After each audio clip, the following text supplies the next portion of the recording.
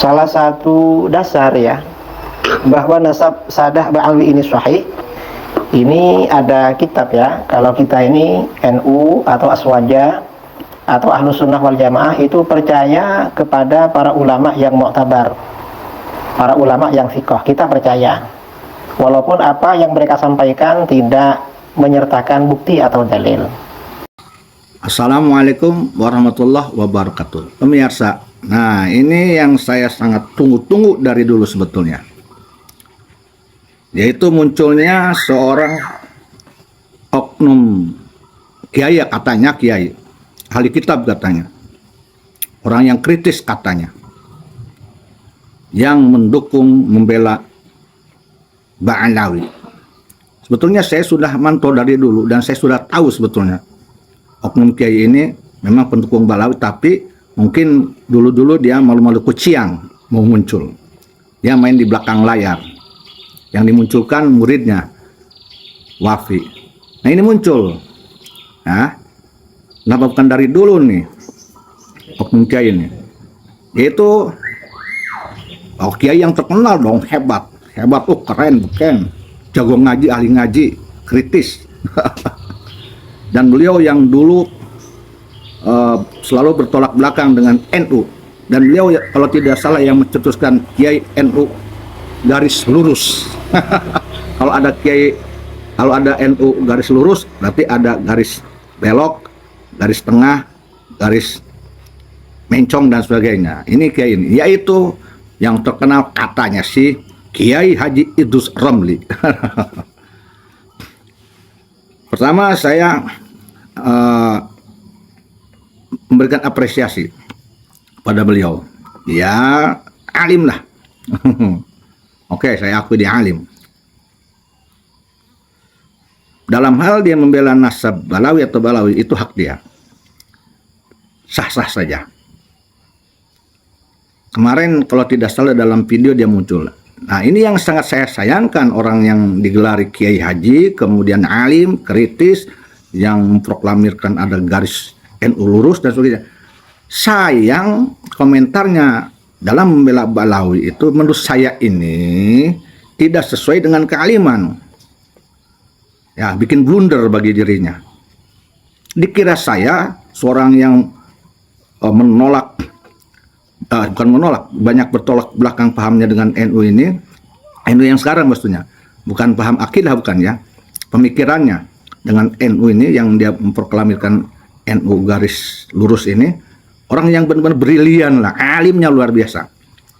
Hanya sayang, menurut saya, ini pendapat saya, apa yang saya katakan ini disclaimer ya, ini pendapat saya. Saya tidak membawa organisasi manapun, apapun tidak. Pribadi saya, kalau salah ini pendapat saya.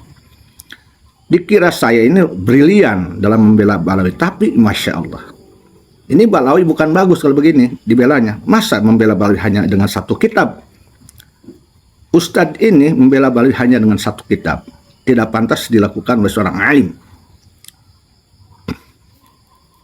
Saya aja bukan seorang kiai, bukan ustadz, tidak ahli ngaji kitab kuning atau apa, saya tidak bisa. Kitab gondrong pun saya tidak becus. Ya, orang biasa saya. Tidak sembarangan saya untuk menyikapi satu persoalan, untuk menolak nasab atau meyakini nasab, tidak sembarangan. Tidak hanya dengan satu kitab, jujur aja tidak. Dari dulu saya membaca kitab-kitab, meneliti kitab-kitab referensi. Saya pun menelaah kitab yang ada di saya, walaupun saya tidak bisa baca kitab dan sebagainya, menelaah kitab orang lain, pendapat orang lain, baik di darat maupun di YouTube. Saya telah semuanya untuk mengakui apakah Ba'alawi zuriyah Rasulullah ataupun tidak.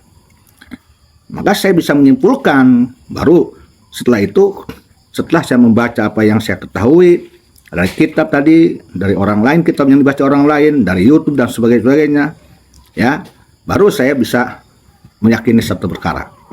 Tapi ini seorang yang katanya alim ini kok membela Ba'alawi, nasab Ba'alawi, mensahkan nasab Ba'alawi hanya dengan satu kitab, kan lucu.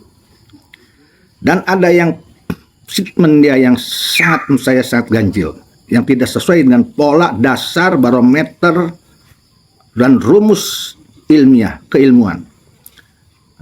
Beliau kalau tidak salah mengatakan gini, ilmu nasab itu di bawah ilmu-ilmu yang lain. Nah ini Ini saya patut bertanya, apakah ini dia berkata berdasarkan dalil akli atau dalil nakli? Kalau dalil akli, dari sumber mana kitabnya, rumus akalnya yang mana? Kalau dalil nakli, kitabnya kitab mana?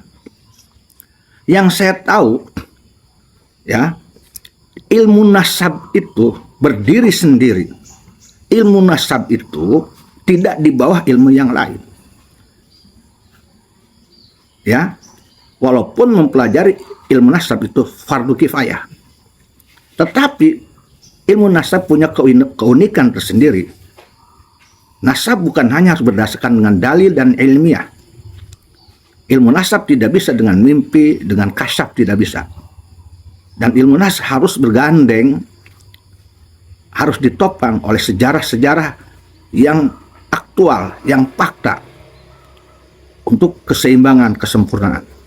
Jadi siapa bilang bahwa ilmu nasab ini di bawah ilmu yang lain? Nah, ini kerancuan. Ini pola yang menurut saya ini salah, dan ini harus diluruskan. Sangat sayang sekali. Ya, saya khawatir pendapat yang seperti ini bisa memframing, merendahkan ilmu Allah di atas satu ilmu, di atas ilmu yang lain. Ini sangat berbahaya untuk umat Islam. Justru sebetulnya ilmu nasab ini ilmu yang hampir dilupakan oleh umat Islam. Jarang sekali pesantren-pesantren yang mempelajari ilmu nasab. Kejadian polemik nasab ini adalah hikmah, mungkin teguran Allah, kalamullah yang tidak tersurat, agar kita mencintai, memahami, mempelajari ilmu nasab. Jawaban bahwa agar kita ini sama mengangkat ilmu nasab, tapi berdasarkan ilmiah. Maka ini terjadi polemik ini adalah hikmahnya seperti itu. Ironis sekali kalau ada oknumnya dikatakan alim ini mengatakan ilmu nasab di bawah ilmu yang lain. Ilmu yang lain yang mana? Mengapa bisa begitu? Pemikirannya dari mana dasarnya? Ini logis siapapun, jangankan orang yang seorang alim, santri pun akan menolak. Nggak ada ilmu Allah yang satu direndahkan oleh ilmu yang lain. Tidak ada. Semua ilmu mulia di sisi Allah Ta'ala. Tidak ada di bawah, tidak di atas. Ini yang pola pikir ini yang salah. Pola pikir yang menurut saya, pendapat saya ini sesat sekali. Tidak lurus ini. Ya, ada ilmu lurus, mungkin ini ada logika yang lurus, ini mungkin logika yang non lurus. Demikian. Yuk kita ngaji lagi. Ya. Semoga ini bisa didengar oleh Tuan Guru, oleh Idrus Romli. Mohon maaf, di atas langit ada langit. Ya. Supaya kita sadar. Dan harus diketahui bahwa ilmu pun adalah lahir dari sebuah penolakan ilmu yang berdasarkan ilmu. Jadi segala sesuatu yang menolak, yang timbul dengan penolakan tersebut dasarnya ilmiah, adapun itu bagian dari ilmu. Jadi ilmu itu bukan hanya segala sesuatu yang menerima semua sesuatu atau memahami yang sama pahamnya. Tetapi ketika ada penolakan atas sebuah ilmu dan penolakan tersebut berdasarkan ilmiah, itu juga bagian daripada ilmu. Contoh tentang nasab. Ketika umpamanya ada kelompok, ada kelompok dan ada pemahaman satu kaum yang memahami bahwa Ba'alawi ini adalah dzurriyyatun Nabi berdasarkan pendapat mereka atau menurut mereka sebuah ilmu dalam satu kitab. Kemudian ada kelompok yang menolak nasab Ba'alawi itu dzurriyyatun Nabi, tetapi Ba'alawi adalah nasab biasa dan itu berdasarkan ilmiah, maka penolakan itu pun adalah ilmu. Tolong dikaji lagi ya. Silahkan baca kitab yang lain yang menjelaskan tentang ini. Yuk kita cari. Kalau saya sudah baca kitabnya dan itu ada keterangan kitabnya. Jadi ilmu itu sekali lagi bukan hanya yang bisa disepakati oleh semua, paham yang disepakati oleh semua. Itulah ilmu. ketika ada sebuah paham yang menolak paham yang disepakati oleh semua orang, dan paham yang menolak tersebut itu berdasarkan ilmiah, berdasarkan kitab dan dalil, itu pun ada sebuah ilmu. Yo umat Islam melek, jangan ikut-ikutan orang yang tidak berdasarkan logika yang jelas dan paham yang jelas, akal yang jelas dan paham yang jelas. Hati-hati, walaupun itu keluar dari seorang ustadz, kiai yang terkenal sekalipun, keterkenalan, kemasyhuran tidak jadi sebuah jaminan hak. Hanya Allah yang tidak bisa dibantah, dan hanya Rasulullah Muhammad SAW yang tidak bisa, yang wajib taslim. Kesini yang selain itu kita boleh untuk menyelidiki, kita boleh untuk mempelajari, kita boleh untuk tidak taslim, tentu dengan akhlak yang baik terhadap seseorang yang memang harus kita hormati, walaupun kita berseberangan. Itu yang saya ketahui.